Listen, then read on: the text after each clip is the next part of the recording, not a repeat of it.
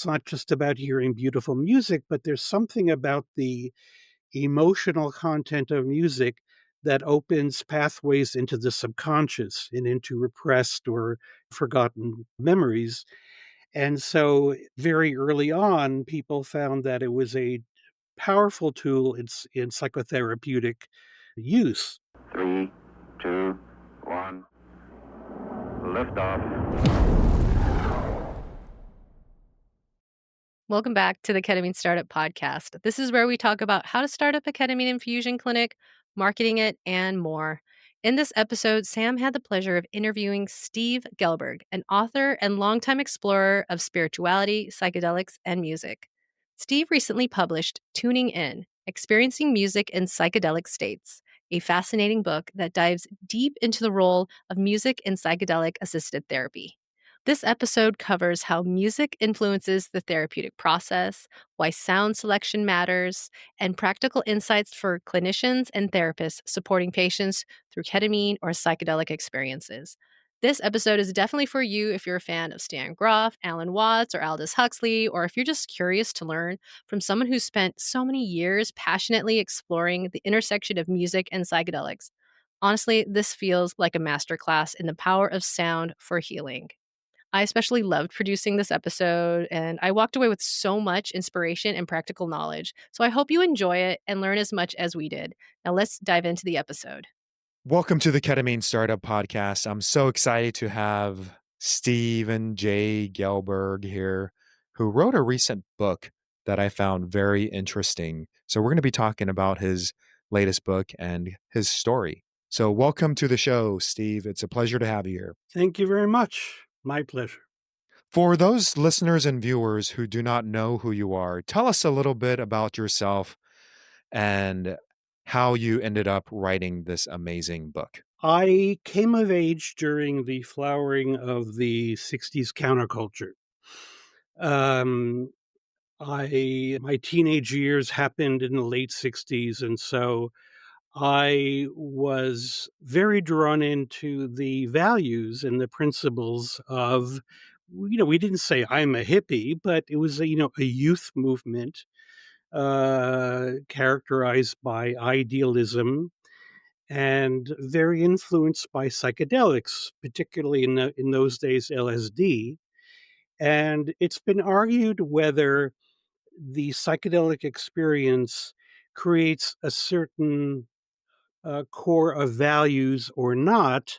I'm of the opinion, and many are, that the values, not always, but the argument can be made that a successful deep dive psychedelic experience creates a certain attitude of oneness, of identifying with the world. That's why, one of the things that came out of the 60s was the whole ecological movement, save the earth, and so on, and feminism, and generally what would be called liberal or progressive attitudes. And of course, one of those values was spirituality, an interest in spirituality, because these psychoactive substances uh, tend to open up vistas and experiences which are far beyond normal perception and cognition, and which have a very spiritual nature. And people are very profoundly affected by the kinds of things experienced. That's why the words that came out of that era are love and freedom. I think even more than love, because it became sort of characterized or stereotyped as the love generation. But the word that I think was more active in those days was freedom, because the experience of psychedelics gave one a sense that there is a lot more to consciousness, to awareness, than that which we experience on a humdrum day to day level. Therefore, the explosion of interest in consciousness itself. And so everybody was going to college and majoring in psychology and philosophy. So I was one of those. And during those years, there was a lot of bridging from the psychedelic ethic or community to Eastern religions. You had Ram Dass, and people were reading Alan Watts, the great Western interpreter of Eastern thought, and Allen Ginsberg. And so these people, and of course, the Beatles going to India to the Maharishi, and their songwriting changing after they had experienced LSD, and writing, the first wave of, and still the best, I think, of psychedelic rock or psychedelic pop. So there were very heady days, and I was very immersed in that. And not too indirectly, psychedelics brought me to a very active interest in Eastern religions. I was reading Alan Watts and so on. And simultaneously, the what became known as the Hare Krishna movement, who were not as public as they were decades ago, but they'd shaved heads and orange robes. They were a fixture on the sort of pop culture scene back then, not so much now. There've been a lot of controversy and scandals surrounding them. So as a seeker, after my freshman year in college, I hit the road thinking I'd find a commune or something, and I ended up in Boulder, Colorado, and there were Hare Krishnas chanting there, and I visited the ashram, and long story short, I joined up. I thought, I'm going to give my life to a strict ascetical spiritual practice. These people seem very happy, very spiritual. It was led by a guru from India. So the whole mystique of spiritual India was very alluring, and I got involved, and I was there for 17 years, from age 18 to 35. And the founder passed away in 77, followed by a kind of breakdown politically and otherwise in the organization. And like many others, I left and went to Harvard Divinity School to, get to study comparative religion. Uh, and came out the other end. That was 1990. And among other, I had originally just, wanted to go on for a doctorate. I decided I didn't want to be an academic. I had more creative and spiritual instincts and didn't want to get stuck in that particular box, and returned to experimentation with psychedelics. And eventually, I was seized by the idea of doing a book on this subject, on the use of music in psychedelics, because anyone who has done psilocybin or LSD or other substances discovers that the senses are radically uh, deepened and made more acute. And so things are more beautiful and sounds are heard much more deeply and acutely. So music becomes this whole other experience. And as Stan Grof, one of the great, scholars of psychedelia, points out in his books more than once, that one of the most common things that people say in their reporting about their psychedelic experience is, it's as if I'd never heard music before. Music heard in such a deep and profound and not just aesthetically intensified, but emotionally and spiritually intensified way. So I came at it from, more an aesthetic viewpoint, that music was just so beautiful to listen to. But in the course of my research, I also dealt with the other side, which is that not just the psychedelics increase your music appreciation, as it were, but the psychedelics aid psychedelic therapy for various reasons. Because it's not just about hearing beautiful music, but there's something about the emotional content of music that opens pathways into the subconscious and into repressed or forgotten memories. And so very early on, people found that it was a powerful tool in psychotherapeutic use. And so, and that has also become apparent with use of ketamine.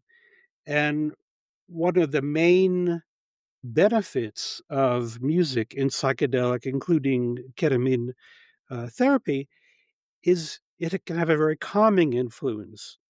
And in the little bit of reading that I've done about ketamine, because I've not personally experienced ketamine, um, the dissociated state can be scary and disorienting, and some very calm, beautiful music can calm that fear, that anxiety. So that is one stage in which these substances can greatly aid these kinds of therapy Thank out you, there. Steve.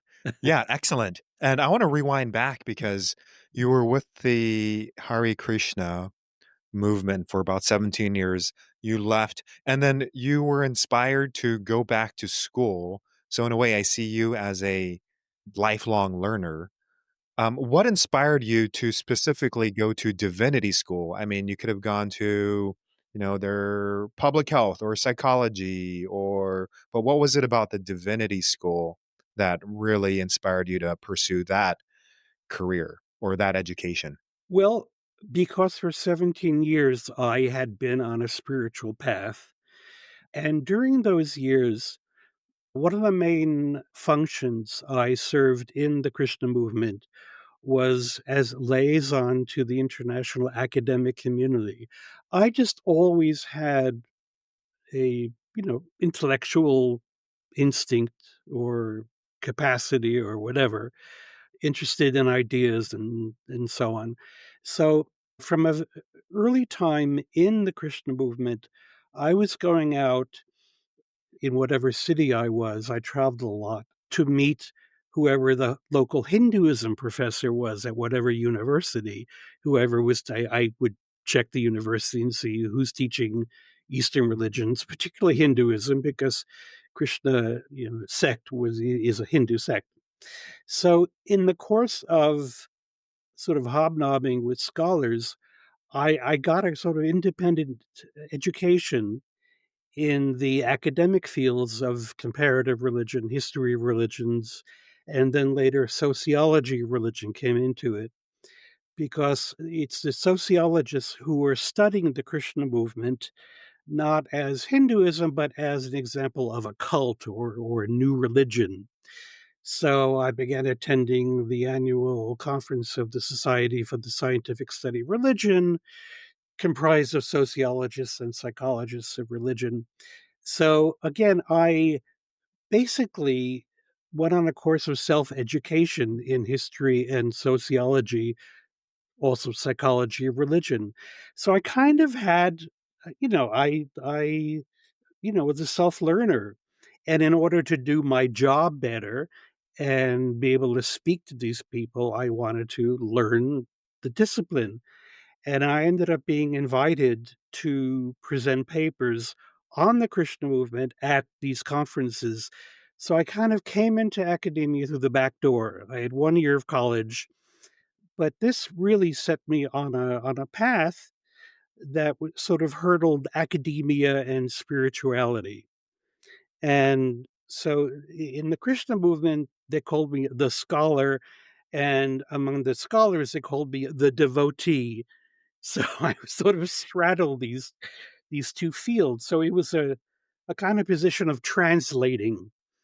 And so scholars who were writing books or doctoral students doing dissertations on the Krishna movement would hear about this guy Shubhananda, that was my Sanskrit Hindu name, who you could talk to and would give you a straight rap about the Krishna movement, wasn't going to try to convert you, but was a good access point into the Krishna movement.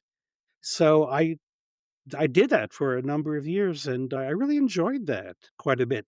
So when I was thinking about leaving the Krishna movement, and my father, who knew about my wife and I's disillusionment with the Krishna movement, he said, if you leave the organization, I'll pay for you to go back to school and support you while you're getting, your degree. And I jumped at the chance.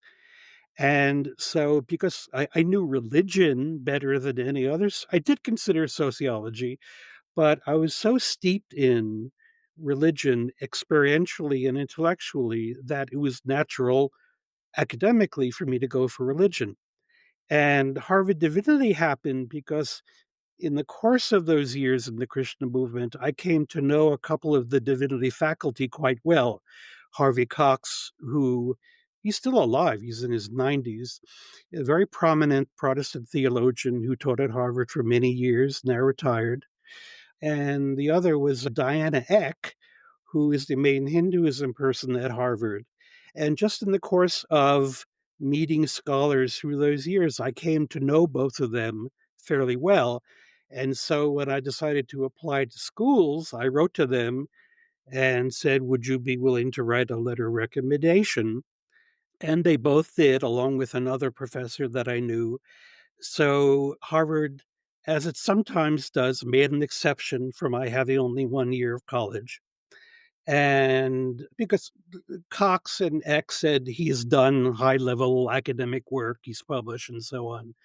So Harvard Divinity School could say, yes, but we're going to tack on 1 extra year so you can do liberal arts courses just to sort of beef up on liberal arts. And so that gave me, they could say, take any courses you want, which was great. So I had a lot of freedom to study whatever I wanted. That's why Harvard Divinity. So that was just, a tremendous, you know, blessing really, because the quality of the faculty there is just wonderful. And so I spent 3 years there, and that was a wonderful experience.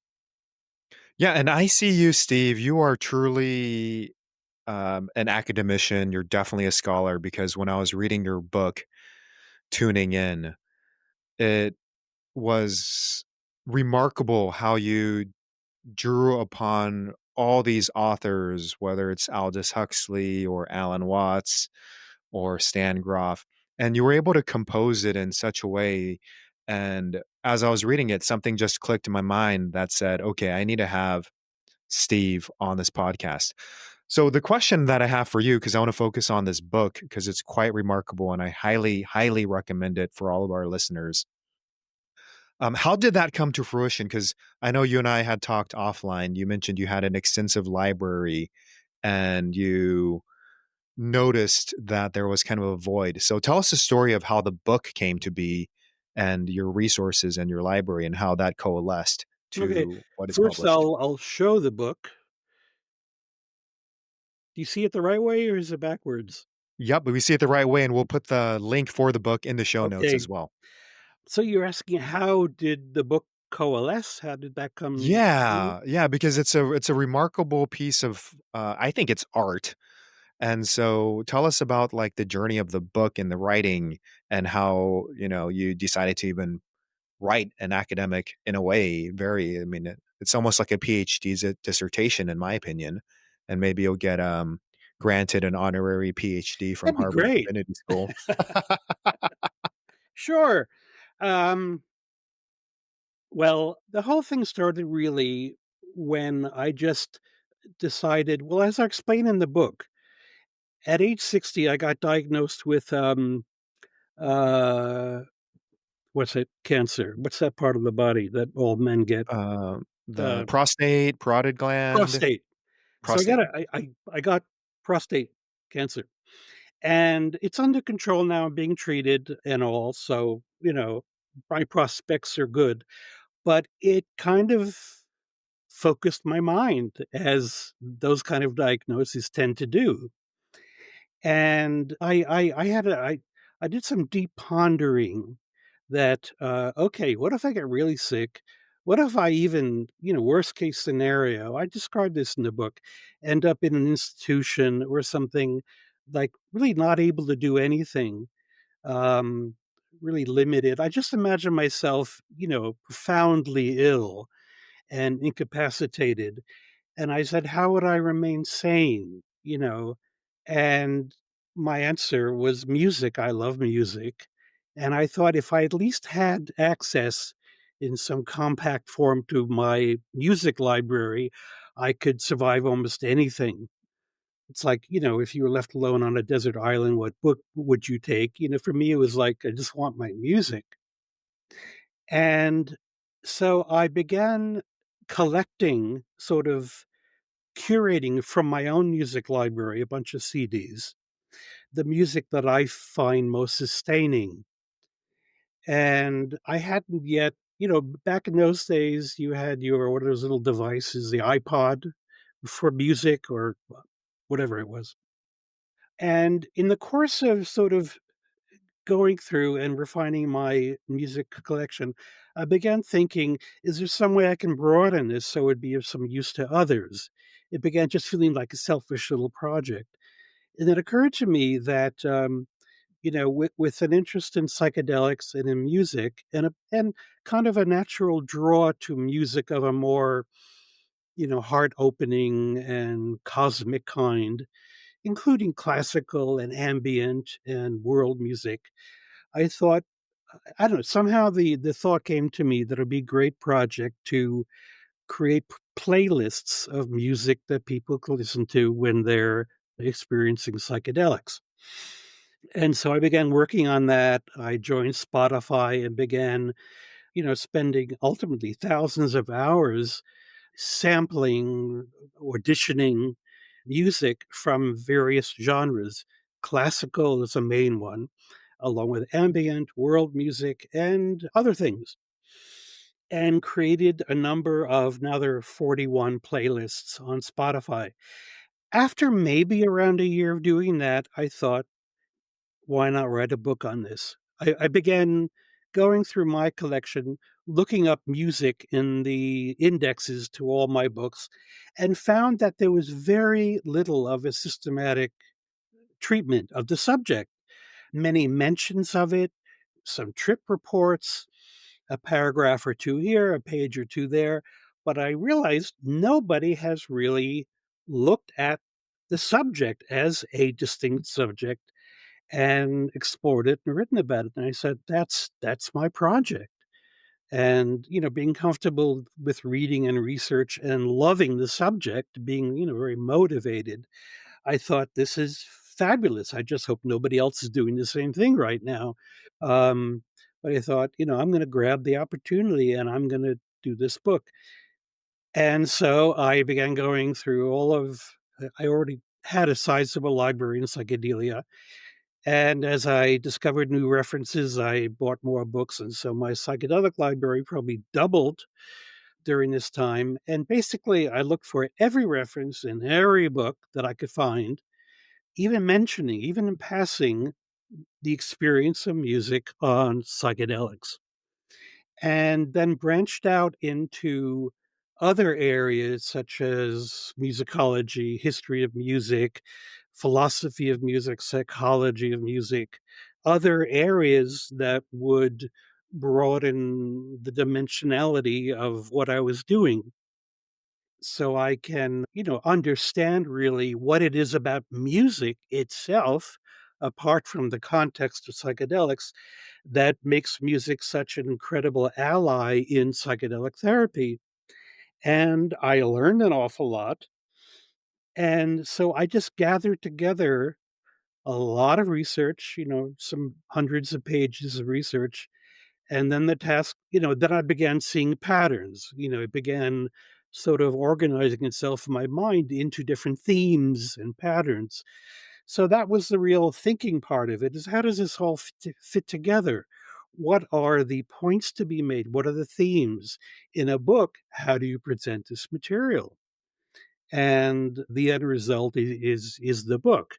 So, I put a vast amount of work into it, and then I, started thinking about getting it published. And I sent queries out as one does to different publishers. And I happened to come across a book on concerning the psychedelic music in the psychedelic 60s that I got a hold of and read, and it happened to be published by SUNY State University of New York Press. And I thought, wow, that would be fabulous if I can get a university press to publish it. I had doubts because the book doesn't pretend to be a detached, purely academic cerebral study. I speak about these experiences in the first person sometimes, and with, unabashed enthusiasm. So I really wondered whether an academic publisher would take on something that that had a strongly personal dimension and a kind of advocacy dimension.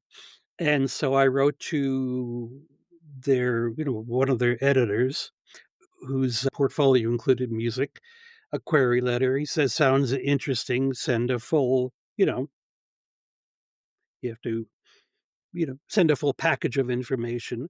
I did. He liked it and presented it to the editors, and they liked it. And, as is the practice with academic presses, they find three anonymous, to me, outside scholars to read the manuscript and, give a report. Is this publishable? And I got good reports. Two of them said, publish as is. And one report says it's great, but it needs to include A, B, and C. And they were good suggestions. So I went back. This is a lot of detail, maybe too much. And long story short, I signed a contract and it got published. And so that the whole publishing process, anyone who has published at all knows how complex it is. And being a university press, the editing quality and the quality of the personnel is really wonderful. And so I had a good editor, but I did the index. A lot of work, an awful lot of work. And after I was all done, it was still several months before it would come out. So I remember at there was a period while I was working on the book that it was dragging and I was having doubts about it and I was finding it difficult to concentrate. A little genetic depression set in, Ashkenazi Jewish garden variety depression. And I really wondered, it just it began to seem like an insurmountable project. But I remember telling myself, I will die happy if I can finish this book. This is it. If I can just get this thing done, knowing that it would be a contribution to the field, a unique contribution to an important and, burgeoning field, I would be happy.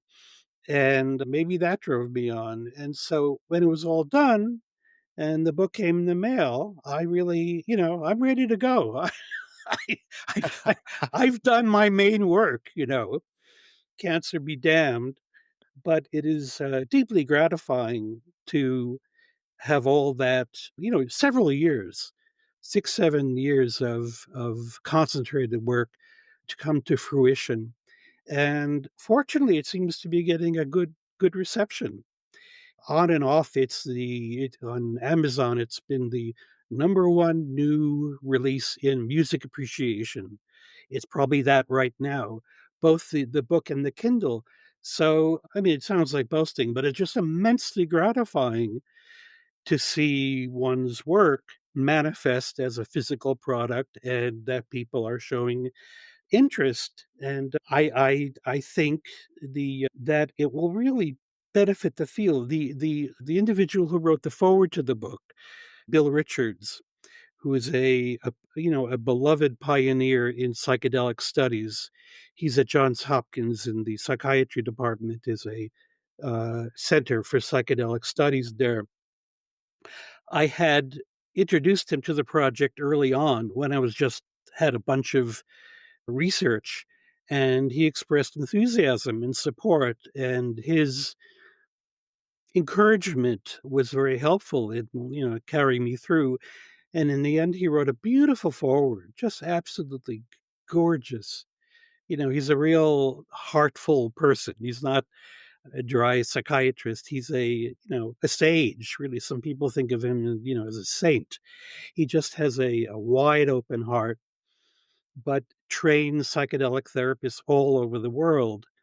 And he's in his mid 80s. He's getting on in age, but he's just a wonderful person. And the book is worth its price just for his eloquent little forward. So there's been a kind of fortuitous aura surrounding the whole process of preparing and publishing the book. I can tell it's really a passion project and very purpose driven. And I know with a lot of authors and books, it's not, and it's not a ton of money making. I can tell that's not the intention behind it, but adding a significant body of work to the space. And now, Steve, I want to get into kind of the information that's in the book and the wisdom. So, early in the book, you mentioned that there's similarities between music and psychedelics. So, can you tell us about the similarities that you've noticed between music and psychedelics, just independent of each other? Sure, I talk about it in terms of a shared ontology between music and psychedelics, um, that both are not easily pinned down by analysis. Music is a non-tangible thing, even among all the arts. It's invisible. It's sound waves that are in the ear, that in the air, that somehow come into the ear and go to the brain. It's a very kind of, unless you're a hard scientist, kind of a mystical process of, it's not a direct hearing. The brain is interpreting waves of air traveling through the ether. So it's quite a, in and of itself, music is a kind of mystery, a kind of mystical thing. And many writers, philosophers, and just writers about music through the ages have written about music as this kind of mysterious force. I talk about that in one chapter. And an important part of the power of music is its emotional, psychological import. If you truly tune into music with or without psychedelics, it can go to a very, very deep place. It evokes emotion. There are many quotes in the book from people saying basically that music is the storehouse of all human emotions. So, depending on how much one gives oneself to the hearing, and I talk about that too, we are conditioned in a way not to hear. Our brains are so busy and our senses are so assaulted by media and sense, just everything, that we've lost our ability to listen in a deeply meditative, conscious way. But if you talk to musicians, people who are deeply in music, they just have this sixth sense, it may appear to us, of feeling the depths of musical communication. Psychedelics similarly have a way of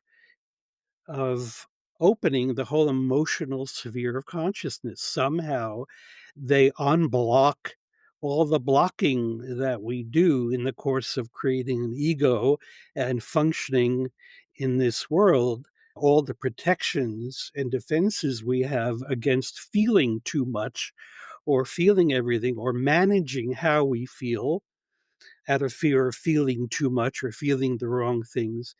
But the therapeutic power of these psychosubstances is their almost miraculous ability to open up the closed down emotional and subconscious realms. And so it's easy to see how psychedelics and music have a magical synergy that is really unique in just opening the heart, piercing through the veil of the subconscious, and making it accessible for examination and for therapeutic help, deep contents of consciousness. So, music is not just a kind of nice thing to have, but when you're doing a psychedelic session, it's not just something to relax you as you're coming off into the drug, or something to make, because when you're experiencing the first come on of a psychedelic, including ketamine, you feel differently. Strange feelings come, and the tendency of the ego self is to feel protective and frightened and what's going on, and um, the right kind of music simply calms that fear, that anxiety, and allows one to, open up to let go into the experience. So that's a very fundamental, basic first step in the value of music.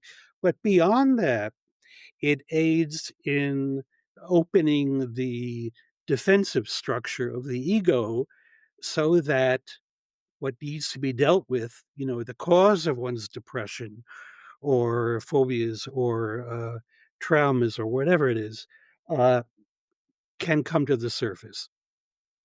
So Yeah. music is just this extraordinary ally in treatment. And from what relatively little I've read, some articles you sent me, it's clear that people who simply using ketamine for um, anesthetic purposes began to notice that other things would begin to come up. It didn't just, you know, that there was this whole psychological dimension that came up, and that music seemed to relax people. And that's just the first step in exploring the potential beneficial role of music in these kind of treatments. Yeah, absolutely, Steve. And as you're speaking, one of the things that was coming up for me is when a mother or a father has a baby who they're holding in their arms and trying to soothe them, let's say that they're crying and, very uncomfortable. One of the things that we just naturally do as humans is sing to our little ones. Of And course. whether it's humming or singing a nursery rhyme. And Mhm. it's fascinating. I have a 5-year-old daughter. And I remember when she was younger, I would just hum to her or sing to her, or my wife would, and that would, within minutes calm her down.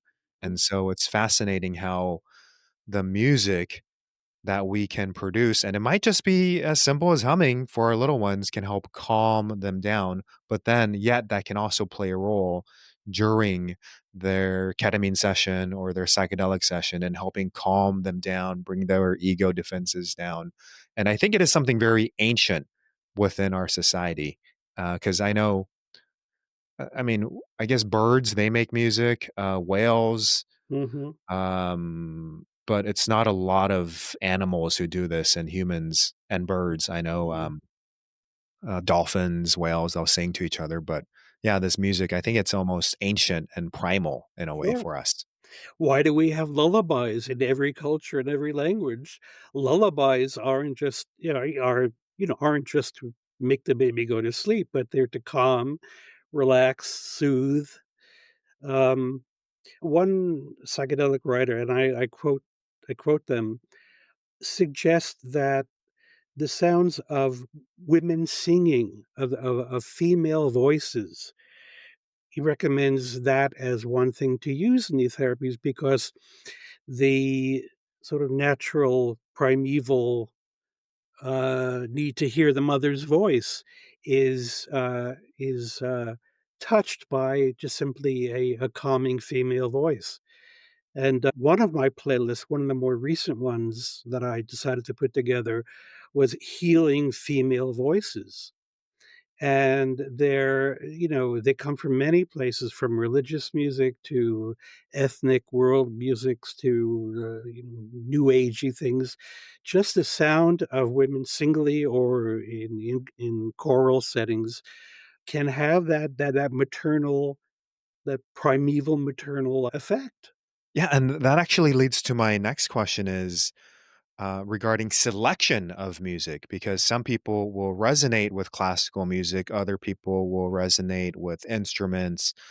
So tell us a little bit about how should someone in the ketamine or just general overall psychedelic space, how should they go about choosing the type of music? And I guess it's two perspectives. One is, the therapist or practitioner who is administering the medicine versus the individual selecting it on their own. So, any ideas or suggestions on selection of music? There's so much to say about that, but I'll briefly. Uh, One of the current debates is classical music, yes or no? Because in the origins of the modern phase, beginning in the 50s, of psychedelic therapy, classical music, or certain kinds of classical music, not anything, were the main source of music. And a big reason for that is because in the 50s and 60s, you didn't yet have the whole uprise of ambient music. And even New Age music was just getting underway in the late 50s, really into the 60s. So, because it's important not to include music with lyrics, it kind of, and I'll explain why, instrumental music is what is generally seen as necessary. And instrumental music, it left you with a choice between, well, back then, classical and maybe jazz and maybe ethnic or world music where the singing is in a foreign language, which will not disturb. So the reason for no lyrics is because when you're going into a psychedelic sort of out of body or out of the normal mind state, lyrics can bring you down into a thinking state. The content, the rational or cognitive content of the words, whatever they are, can be a distraction from that sort of free form letting go into, that space. So you don't want the music to put you in a thinking state, through the words, even if it's, I want to hold your hand, you don't want to think about anything. You want to just let go into the experience. So in more recent years, we have ambient music, which has become probably more commonly used, although really both are used. And it's the whole category of neoclassical, which is kind of between classical and ambient. It uses Western classical instruments, but in a more relaxing ambient kind of way. So I have a whole playlist of neoclassical. It's a sort of, I don't want to call it a compromise between the two, but it has like the best of both. It has the sonic tonal richness of classical instruments, of strings and so on, along with a relaxing ambiance. And a very basic point is not to have music that's agitating, that is, over dramatic and overly emotionally demanding or dissonant. You want music that is, generally easy on the ears. There are times when like certain classical pieces become more dramatic, and there are times when that's appropriate when you're probing certain emotions. But this whole question of what music to use is a constant ongoing discussion, debate, and those who present opinions about it often don't have much rationale behind it. And I mean, one of the purposes of my book is to give the background, a sort of understanding of the effects of music, so that one can make better judgments about what kind of music to use. In the book, I also do a survey of what the pioneers of music assisted, psychedelic assisted therapy used. I say, well, so and so recommended this one, that one, and the other one. So I list a lot of the mostly classical pieces that have traditionally been used. So there's a lot that goes into it. In terms of, there are disagreements about whether have the person bring their own music, because somebody may, if somebody loves heavy metal, they may bring their heavy metal, and that's not the right music to listen to if you want to be in a peaceful state. So within reason, a person can, the client can be, you can suggest them to bring music that they like, and examples of that are given in those few articles you sent me. But generally speaking, therapists will have their ready-made playlists that they like to use that they have found to be effective. But it's a very fluid field, and I really try to emphasize in the book that there should be no dogma about it, and that those who present a dogmatic approach to it, this is what you must hear and not that, I say, try to stay clear of that, because music reception is a very subjective thing, as is psychedelic and related experiences. So there should be few hard and fast rules, but those sort of common sense, basic guidelines that are important. I talk about those quite a lot in the book. So there's a lot of guidelines there for for the psychedelic therapist. But beyond that, I put many more hours really into creating the playlist. And I say in the book that I'm not saying this is some absolute thing and just use my playlist, but here are resources. Each playlist has, 50, 100 examples. So there's a lot to choose from. So the therapist is at freedom to go through these playlists and use their own intuition and their own clinical experience to decide which pieces may be good and then put together their own playlists if they wish. But a lot of thought and a lot of time went into creating these Spotify playlists, and I encourage people. I don't make any money off it. I don't get anything out of it other than the pleasure to see that people are accessing these very carefully curated playlists.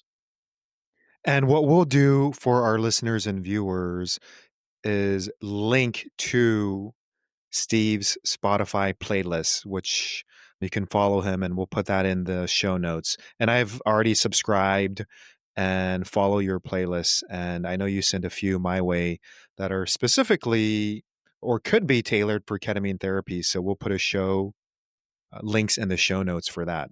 Hey, listeners, this is Kim, and I just want to acknowledge that you're here for a reason.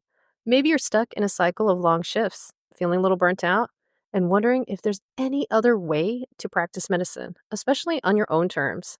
We've been there, and that's exactly why we created this free checklist, your step-by-step roadmap to starting a ketamine clinic without those costly mistakes. Grab your copy now at www.ketaminestartup.com/checklist. It's completely free because we want you to succeed, not struggle.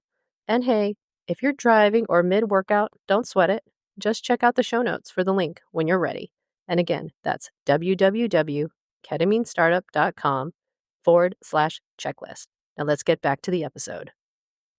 Steve, now you mentioned other alternatives to music as well, though, like nature sounds or white noise. So tell us a little bit about these alternative options because it is very subjective and maybe not everyone wants to listen to a certain, musical theme, but, rather nature or white noise. So tell us a little bit about that. Yeah, these are two categories of sound other than music per se that are used to varying degrees in psychedelic assisted therapy.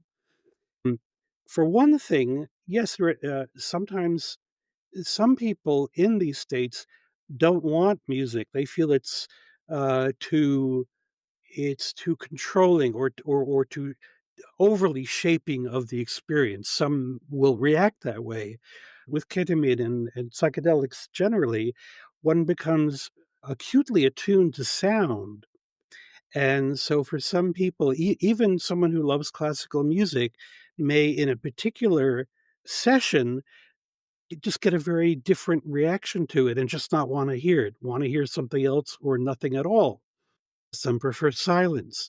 So two categories of very helpful alternatives to music of any kind. First of all, are nature sounds. Now, the sound of rain, for instance, is so relaxing.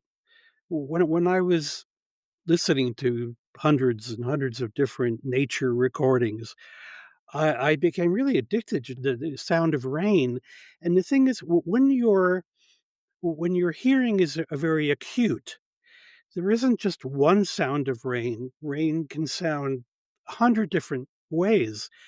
It's sonic um, uh, imprint, or what I'm looking for, a different word, the sonic sign of different kinds of rains on a car roof or on a tent or outside or light rain or I would end up doing a lot of research just listening to rain because it was so calming.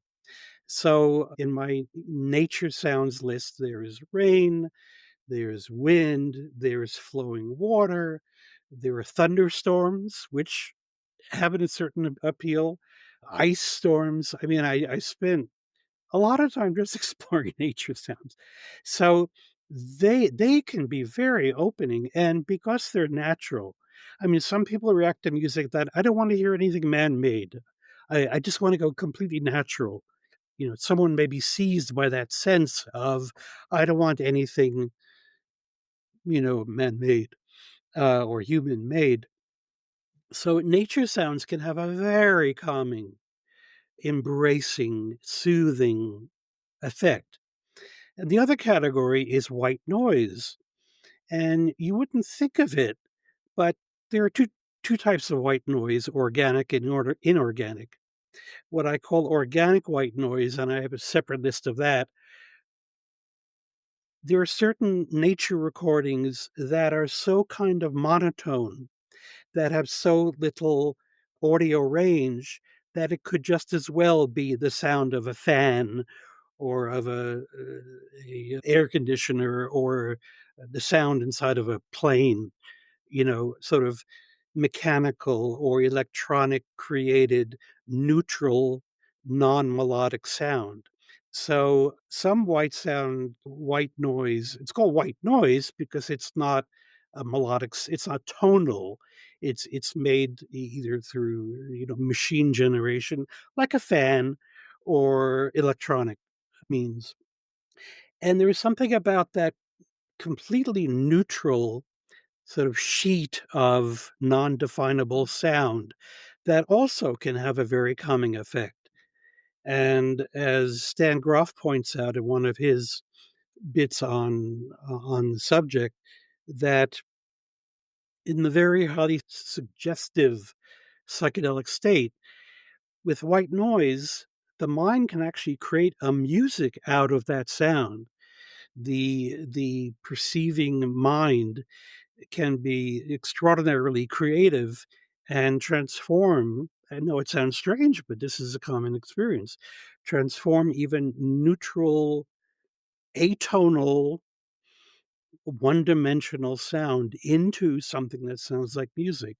So it's simply another option that can be used. And therapists can sample these kinds of sounds, and being familiar with the drug effects can intuit the kind of experiences that patients may have with these other options.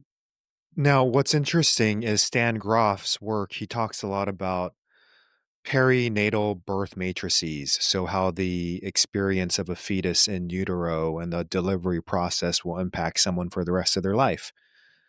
And as you were speaking about that, it makes me think about when, before we were born, we were in our mother's womb, and what we were listening to at that time was because our head is so near the mother's aorta and the blood vessels, what we're hearing is like a whoosh, whoosh, whoosh, whoosh, Right. which is kind of like a white noise. Absolutely. And it makes me think, they've done studies that show that sometimes playing white noise in the background for a baby who's falling asleep and you kind of wrap them up really tight, so they feel like they're back in their mother's womb in a way. So they're wrapped up tight. They got this white noise in the background that can be calming. So maybe there's a link between the white noise that we hear as a fetus for 9 months of our life and the impact how that can play during the sessions with psychedelics and or ketamine. Absolutely. That's a very, very good point. In fact, I have a playlist called Primordial Depths, and included in that playlist are recordings of the womb, direct recordings of the womb. There are heartbeat recordings and actual whooshing of the womb recordings. So that playlist includes various things, including recordings made underwater in the ocean, deep ocean sounds, even with whales and dolphins, subterranean cavern like sounds, ambient music that has a very deep, resonant kind of sound. So there's so many I mean, you know, searching the world of sound to bring together, the best of those kinds of sounds was so much fun. And so, yeah, while in these states, you can go back to the womb or to hear a heartbeat or womb sounds plus heartbeat. And I wouldn't just find one, I would listen to every, um, there, I lost you for a second. I've had, many, many different recordings of womb sounds. And I thought, what are the best? Sonically, what are the richest, the best that are more than 2 minutes? So really, just a lot of reflection and listening went into compiling these playlists. Now, Steve, I see you as and you kind of mentioned this, you're that spiritual seeker looking for, truth with a capital T, if you will. So the next question I have for you, it's kind of big, is do you feel like you have found the truth? And if so, what is it from your perspective? That is big. Uh, the answer to that is no. I haven't found the truth. Um, my orientation as a teenager was I want to find the truth, capital T. But that in itself is clouded by a particular epistemological, ontological bias that there is this sort of one clear ultimate thing that we have to find. Now, in every spiritual tradition, there are people who are utterly convinced that they found the truth, whether it's within a Christian or Hindu or Buddhist or Islamic or whatever um, environment. One of the things that I did, one of the types of work that I did when I was in the Krishna movement was I was director for interreligious affairs, which basically meant that I learned about the field of interreligious dialogue and I attended conferences where religious leaders or representatives of different traditions came together and experiencing that, and particularly in my case, because of a very similar monastic tradition that I was following and that you find in Catholicism, over the years in the Christian movement, I made probably 10 different visits to Catholic monasteries and spent time there. On one occasion, I did a 10-day retreat. And so I learned a lot about Christian Catholic monasticism, and that sort of opened me to the spiritual riches in traditions other than my own.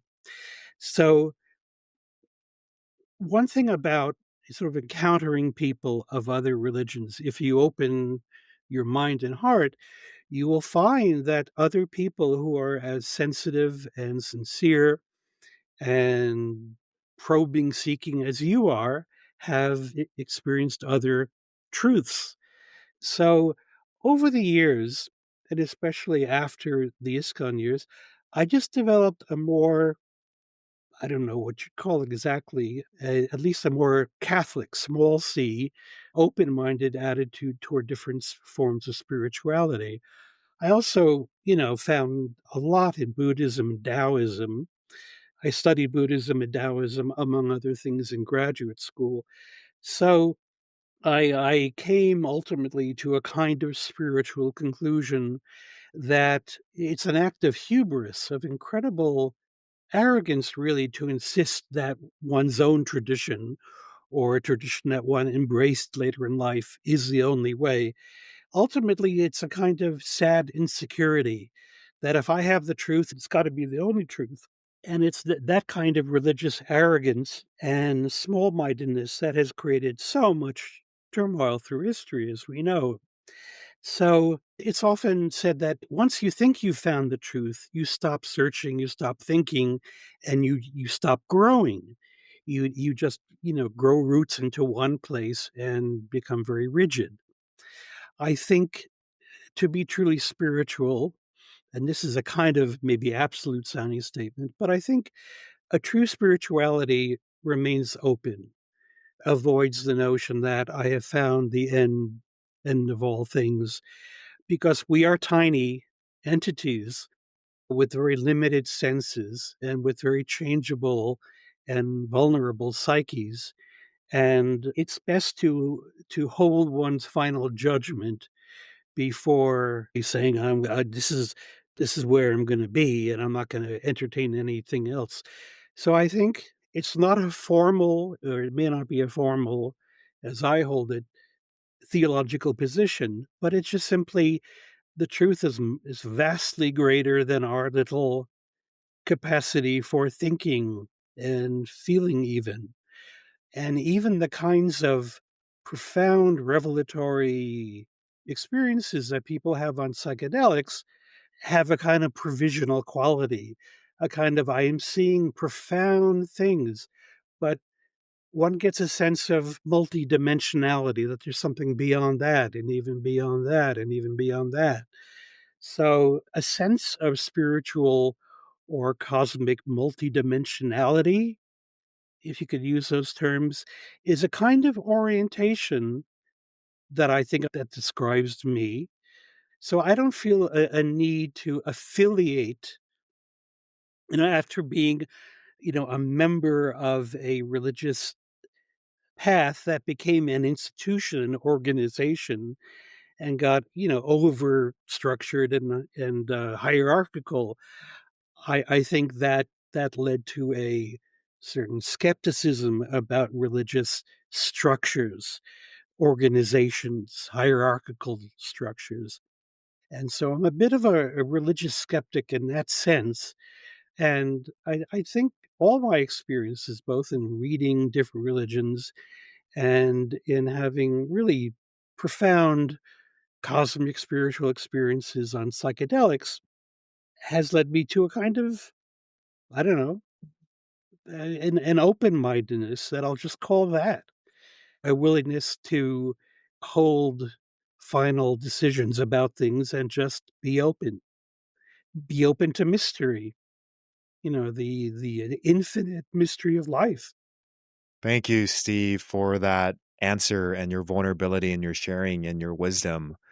And so I asked you a big question. So as the sun sets on the interview, I want to ask you some easy ones. Sure.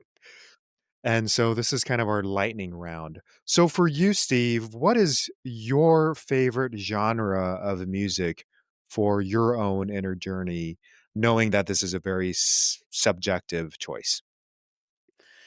Well, I would have to say classical and ambient, but also I've always been a fan of Indian classical music, sitar music. The first time that I heard the sound of a sitar from the Beatles' Norwegian Wood, when George Harrison was first learning how to play the sitar. There are other forms of ethnic and world music. I have a whole list of playlist for that. But I would say, for me, classical and ambient, carefully chosen. Ambient has a much more sort of free, open, non-determinative kind of sound. It's just like a very open, non-specific, let's say, kind of music. It gives a lot of space for personal experience, whereas certain forms, very selectively, pieces of classical music, the advantage they have, or what they have that ambient generally doesn't, is a kind of emotional direction, a kind of eloquent probing of a particular emotion. And on Spotify, I have different playlists for some of those fundamental feelings. One is just happiness, joy, happiness. Another is awe and wonder, that emotion. Whole playlist of that kind of classical. One is for feelings of compassion. There are bits of music that just are so heart opening and just speak of human kindness and a deep feeling, empathic heart. So classical music can really very creatively shape and influence the direction of an experience in ways that are both, therapeutically beneficial and just experientially and aesthetically moving. So that's classical. There's a lot going on, a lot of different places to visit in classical music. In fact, one writer on classical music, he matched up different kinds of music to different drugs, saying rock and roll is like speed and supermarket music is martini and things. He said classical music is like psychedelic experience. And it's a very good point because it journeys to many places and goes to various depths of feeling. So for myself, I would say probably more than anything, I like classical because of the variety of experiences it allows and encourages. But when I want to just sort of free float and not have any emotional or directional input, then I might listen to some ambient music, which is just very open and allows the experience to express itself without any nudging from sonic influences, you might say. Thank you, Steve. And you mentioned you have an extensive library. So you've done a ton of reading and research.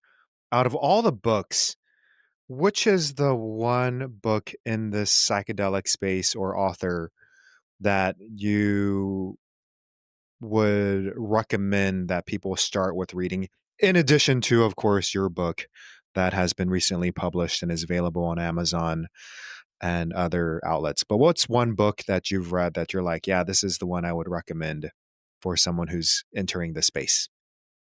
For my chief recommendations, I go back to some of the early literature. There are two absolute classics in the field, one by Alan Watts and one by Aldous Huxley. Alan Watts's book is called The Joyous Cosmology. It's a fairly short book, and it is a summary of several of his trips.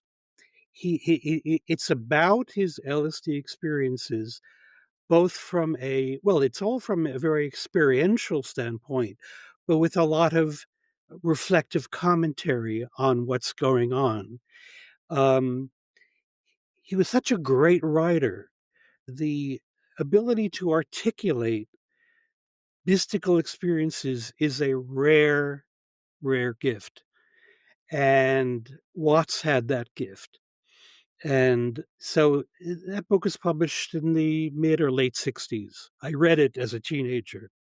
It's just an eloquent, experiential introduction to what does it feel like? What are these states? Because that to me is the core question, not what's going on in the brain, not a study of brain activity, uh, as important as those studies are, but what is actually going on in the mind of someone who is on one of these substances. The other book is Aldous Huxley's famous book, The Doors of Perception. It's a famous book. It's a long essay, short book. It's often published in tandem with The Doors of Perception and Heaven and Hell, I think is just the name of the other one. Both talk about his own, I think, mescaline experiences. And again, Aldous Huxley being the famously eloquent author that he was, we're very fortunate that someone of his intellect and literary skill composed things on psychedelics because they are brilliant and extremely readable introduction to the whole field. So those are my two number ones. There are some more academic studies. Again, I tend to think about the great pioneering studies. There's one, again, published in the mid or late 60s called The Psychedelic Experience. Um, no, sorry, The Varieties of Psychedelic Experience. And you can put this in your The show notes. interview notes. The authors, the names are escaping me at the moment. That's a very good early study. Thank you. And a couple more questions. The second to the last is, do you play any musical instruments? Not these days. As a kid, I took 5 years of accordion lessons. I was a little kid with a big accordion. So I learned sort of basic music theory and reading music. But then by the time I was 15, 16, I moved on to guitar, acoustic guitar. I was a big folkie during the folk revival of the 60s, even late 50s into the 60s, very into early Dylan and Joan Baez, and I just loved acoustic guitar.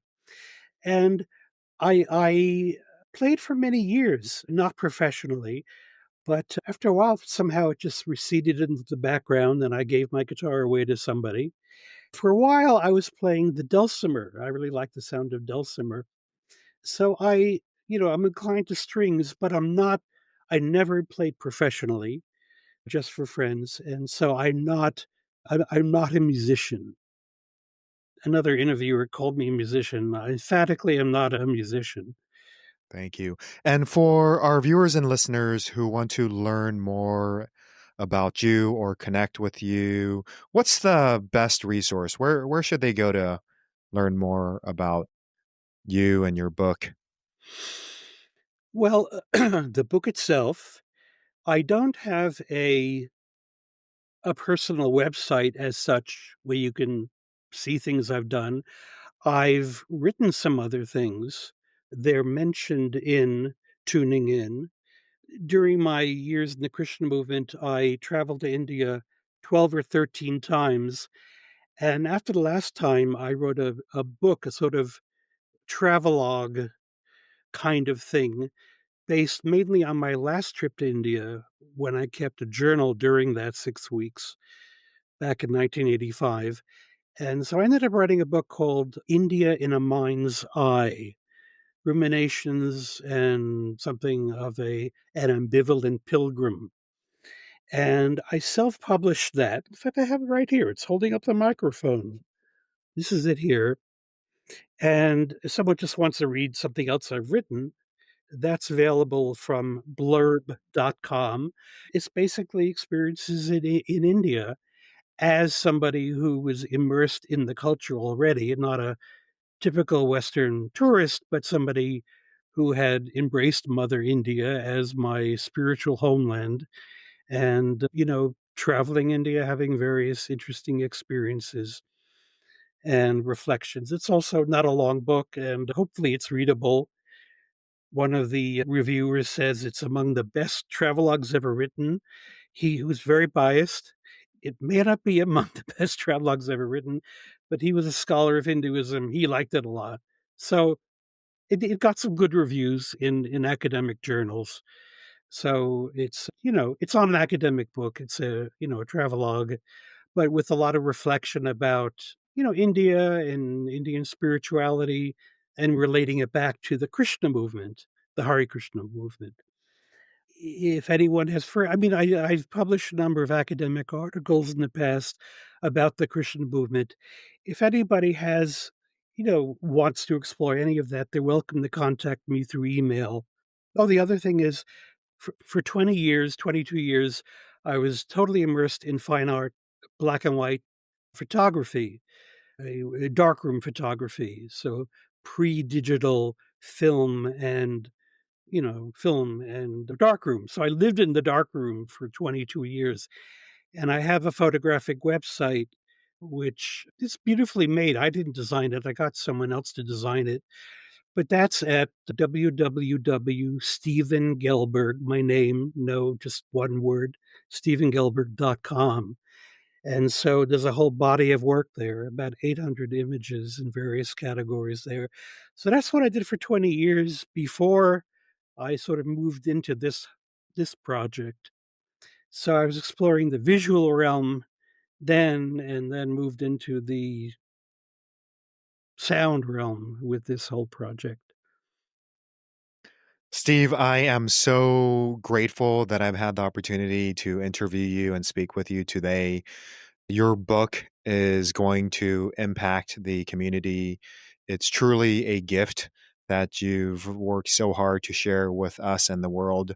So thank you for that. Thank you for all the experiences that have led to you being where you are right now.